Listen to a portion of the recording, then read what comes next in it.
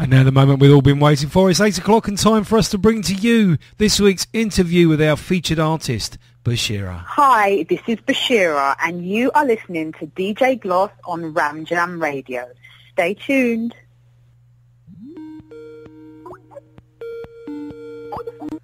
Ramjam Radio, DJ Gloss speaking. Hi. Hello, hi DJ Gloss, it's Bashiyra. Hello Bashiyra, how are you? I'm wonderful, thank you. How are you doing? Very well, thank you. Very well indeed. Have you got sunshine where you are? Oh, yeah, definitely. enjoying. It's a rarity, isn't it? It certainly has been so far this year. I think it's been in very short supply, the sunshine, that's for sure. I know. But fingers crossed, let's hope it changes and very quickly, because I think everybody's feeling a bit sun-deprived right now. Roll on warm weather, please. Definitely right there. Well, thank you very much for agreeing to do this today and talk to us here on Ramjam Radio. That's very, very nice of you. And we've been enjoying playing your music. Thank you. 2 tracks a day, right the way through till Friday. And then Friday we air this interview. And the world gets to hear your voice on Ramjam Radio, which is really nice for us and hopefully is nice for you. So there you go.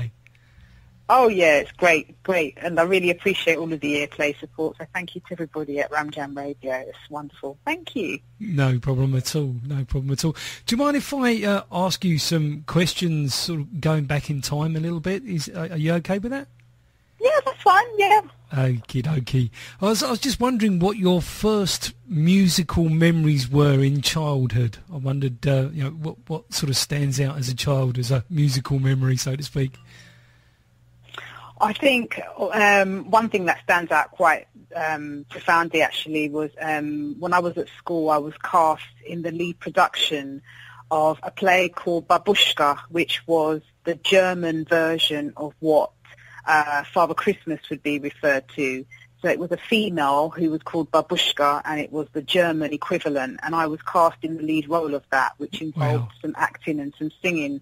And, it was excellent because my grandmother was involved in making my costume for the play.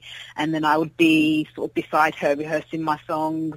So it's quite a vivid memory and quite a fond one as well. So that's probably one of my memories that I can say in terms of sort of, acting and music, which I do both, but music to the forefront. Yeah, that's one that sticks out for me. Actually, I remember being small, and I remember being good. I wasn't a naughty child. I was a good child. That's good. And sort of, concentrated on my work.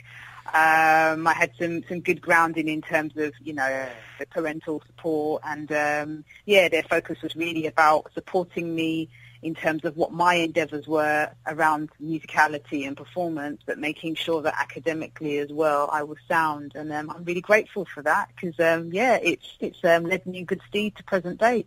Excellent. So was that the sort of indicator to you that your voice was perhaps somewhat superior to those around you? When you realised that you had such a great voice, was it at such a young age? I think for me, I come from a musical background, which hasn't, ironically, sort of made it easier for me. If anything, it's given me a different type of grounding, a different type of experience in terms of what the music industry and what the music business, because it is a business, and what that is about.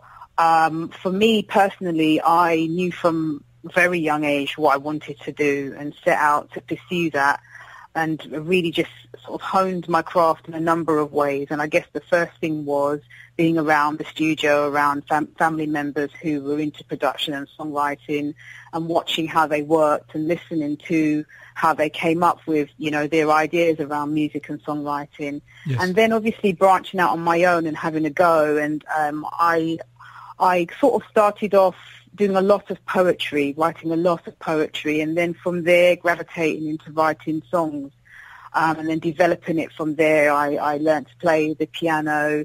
I was also playing the guitar, and also did some sound production as well at college. So I've always had music in my blood. It's a big passion for me.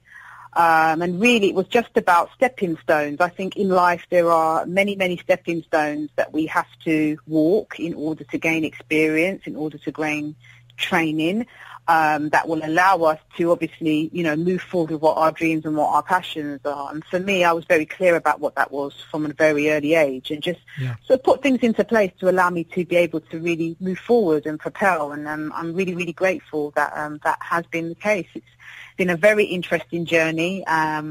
There's been some highs, most definitely some wonderful highs, and there's been some lows, but the lows have taught me a lot. So I'm grateful for the whole rounded experience of what I have been through to date. Well, you gain from the highs and learn from the lows, and certainly with that grounding, the poetry, the music, the instrumental playing, the sound exposure. I mean, all great skills to bring together. Who were your idols when you were younger? Who did you listen to? Oh, wow. There were so many, to be honest, DJ Glossy. I mean, I grew up in a household where we had such a diversity of music, from Bob Marley right through to Elvis Presley. Yeah. Listening to Ella Fitzgerald, right up to Shaka Khan, Diana Ross, So there's, I can't sort of pigeonhole one particular genre of music or just one artist. I have a very eclectic taste in music, which is evident through the type of music that I actually write and sing upon. So it's quite diverse, quite eclectic. And, I even love classical music. I think that there is beauty in all types of music if you have an ear for it. And I believe I definitely have an ear for it. And I'm very proud, of what I've been able to establish and achieve. It's been beautiful. It really has. It's been an enriching experience. Definitely. I mean, when you look at your song Love Child and you compare that to, say, Unique, I mean, they are very different songs, very beautifully done. Your vocals come through great, but very different styles, and that comes through very much in your music. And also, looking at the people that you've actually done vocals for and vocals with. I mean, Patti LaBelle, Michael Bolton, Diana Ross. I mean, childhood idols, and then you're working with her. I mean, how amazing must that be? I mean, perhaps you can tell us a little bit about that. I mean, those were some amazing times. I really had the opportunity to hone my craft in a different way. Singing background vocals is such an important, for me, such an important ingredient in positioning one's vocals harmonically, melodically, being able to train yourself from an audio perspective to pick up harmonies, and working with a collective of voices for the unison of one voice. Yes. Yep. The stage performance and live recording studio experience was phenomenal, and I was able to do that and not just gain from an artistic perspective, but also as just, a human being, in terms of just the variety and the diversity of the musical styles of the artists that you've named and what they brought to the platform, and just their sharing and their wisdom. It was a phenomenal time, and it in terms of my own sort of creative bio, it's a prominent aspect. And I still look at those times with a lot of fond memories.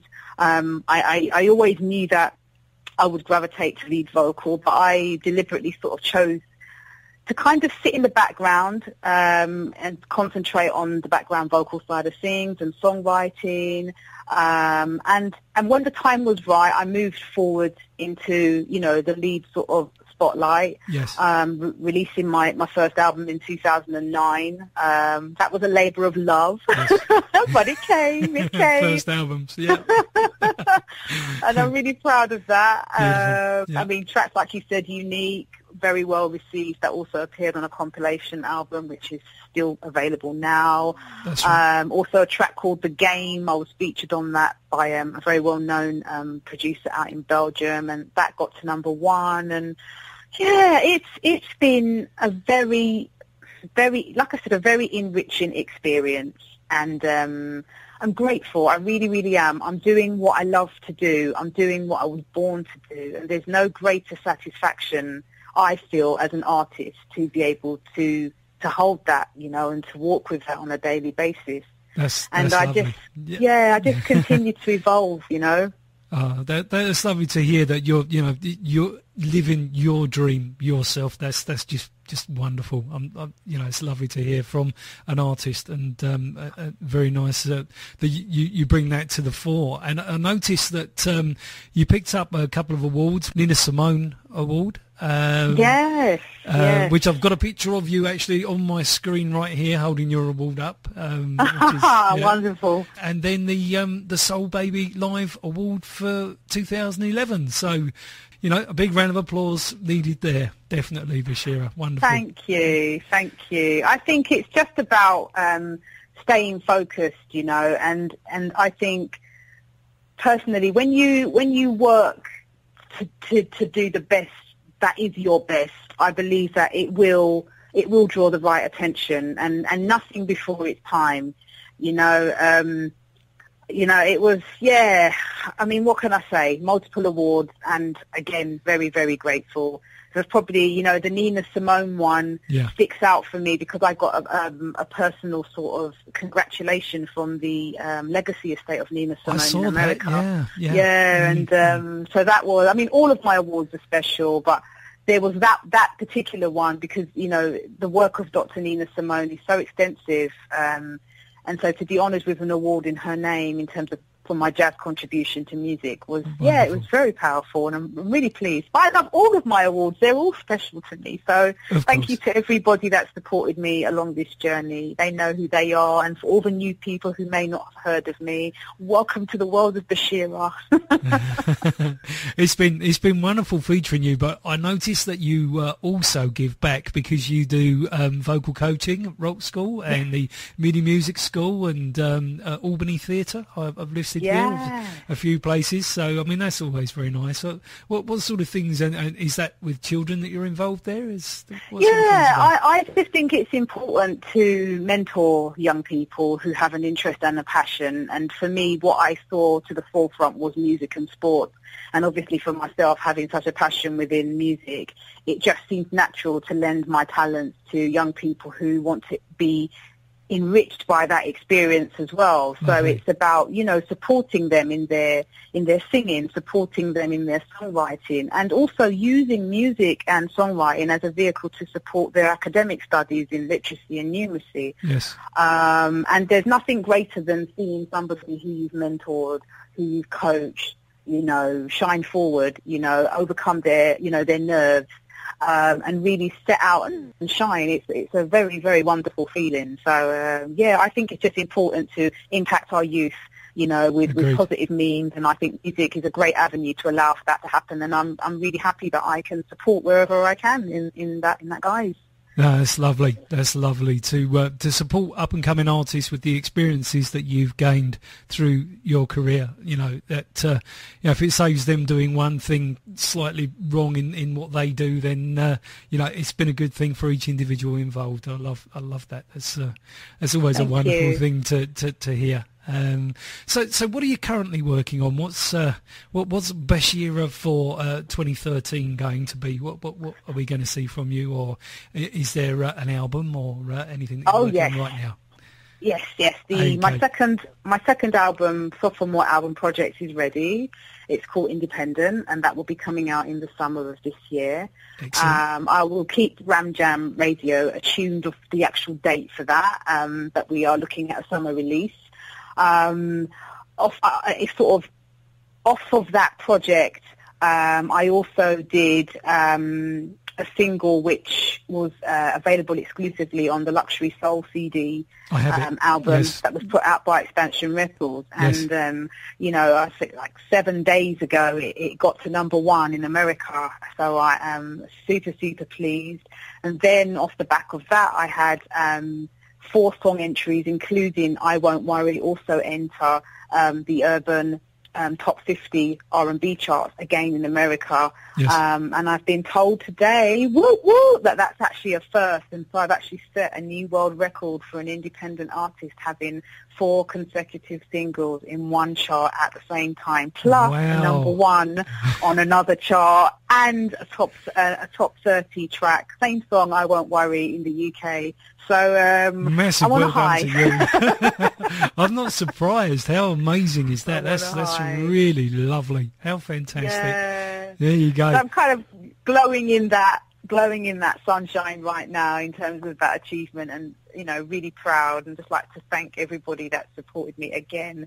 The help's been invaluable, and looking forward to releasing independent, and I will make sure that Ramjam Radio gets a copy. And I just want to say thank you really as well to you, DJ Glossy, and to Anna and to your team for supporting, independent music. It's so important what you guys do. Oh. I loved the mini cast that you guys done. It was just like, that's the first time I've seen a radio station do that. So you guys are setting a trend there as well. So well done. Oh, thank you very much. Yeah, it's a pleasure. It's a pleasure. The connection is a pleasure. It's a pleasure for us indeed too. And I noticed on the Luxury Soul 2013 album, there's another lady there. I have a picture of you with her at Ascot. That's Natasha Watts. That's right. Indeed. Yes, and yeah. So very nice. Was that a planned day out for the pair of you, or did you just happen to meet up? No, it wasn't actually. No, it wasn't planned, and it's Natasha and I worked on the Cool Million project, their album called 3. Yes. So we're known to each other in terms of, that collaboration with Cool Million. It was the first time that we actually met, and it was great, it was just lovely to meet her, and she felt the same. And then, we spoke about the possibility of a duet, and we both agreed that would be great. And so we're waiting for Rob and Frank, the Cool Million duo, to put together something wonderful for us, and to, set that in motion. Wow, Bashiyra and Natasha Watts and Cool Million. Wow. Yeah, look out for it. It's incoming. Well, Cool Million never ever have done a bad track ever. I know. I've heard this from so many people, and to be honest, their back catalogue that I've listened to, they've had some fantastic tracks. And I have some new songs to come out from the Cool Million stable, so watch this space. I'm in the throes of songwriting as you and I speak, DJ Glossy. Wow. So, some exciting things to come. A brand new album for myself, obviously celebrating my #1 and setting a new world record. New collaborations with Cool Million, and there's also some other features as well that I'm going to be doing with some other producers, and I'll keep again Ramjam abreast of those developments. But it's a very I don't know how to say it. It's a very powerful, brilliant experience right now, and I'm grateful, and I'm humbled, and I'm excited, and that's a good energy. So I'm grateful. It's definitely a great energy, and it comes through in your voice and your personality, not just singing, but also here in the interview. It's lovely to hear. And thank you. So on Friday, when I do the interview, I obviously will play 2 tracks around your interview at the usual locations on the breakfast show. Would you like to choose the 2 tracks that I play? Oh, yeah, that would be nice. Okay, right, you put me on the spot there. So give back to Mother Earth and I Won't Worry. Lovely. Is there anything else that you'd like to tell Ramjam Radio about what's coming up in the future with you, or anything else you'd like to tell the Ramjam listeners at all about Bashiyra that I haven't asked you? I would just say that as an artist, I'm very diverse and very eclectic. I have an extensive range in terms of not just vocal capacity and songwriting, but also in terms of performance as well. And I understand the dynamics behind what it is to put on a good performance and to entertain your crowd. I think that's really important. There's nothing more, satisfying than somebody coming up to you at the end of a performance saying, I was really touched by what you sang or by what you said, So, that interaction, that rapport with my audience is very, very important. I love being in the studio. Equally, I love being on stage and doing a live set, working with my musicians, or sometimes to a backing track if that's what, the performance calls for. Yes. And I would just say that, energetically, it's just important for me to acknowledge my supporters, my listeners, my audience, and just to say thank you for hearing me, for seeing me, and for welcoming me, and for, supporting my music, coming to my shows, and spreading love and smiles. I just think it's important that we embrace each other, and music has such a powerful sort of conviction attached to it that allowed that to happen. And I mean, it's the reason why we're in contact now, DJ Glossy. So that's right.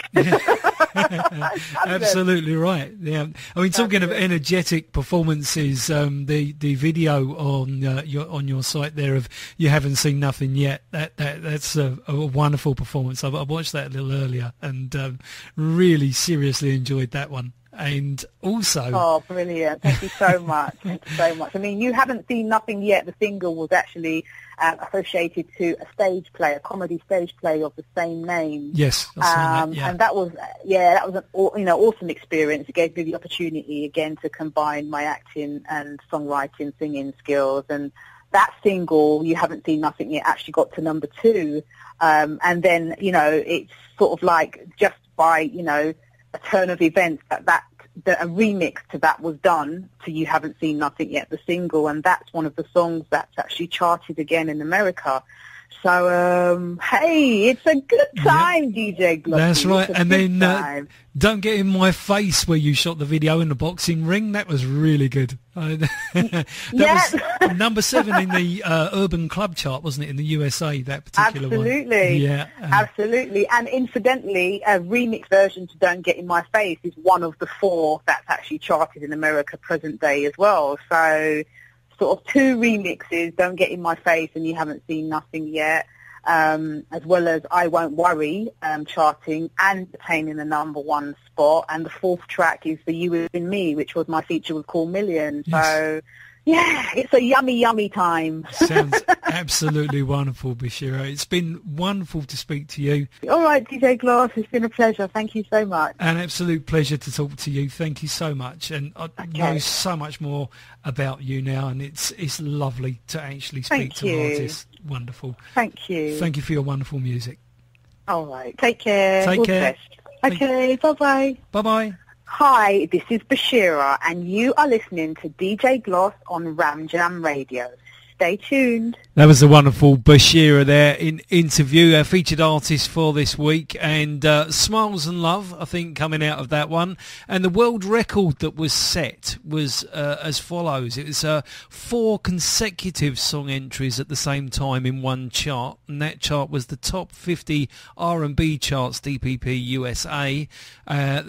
Bashiyra is the first independent artist ever to achieve that status, plus at the same time hold a number 1 spot on the Urban R&B Crossover Top 40 Breakouts chart in the USA, as well as holding a UK chart entry at number 30 in the Sweet Rhythms chart here. So warm congratulations going out to Bashiyra from us here at Ramjam Radio and all the Ramjammers out there, and the chat room's filling up. I've got Angela from Gideon's Records with me there. I've got Bro Dad in the chat room. I've got Dowie's Love Child. I've got Eve. I've got Loz. And I've got Pistol. So we've got listeners as far away as Canada at this moment in time, which is absolutely wonderful. Good morning to you. I'm going to play a song from our featured artist now. This is the one with Cool Million, and it's called The You in Me.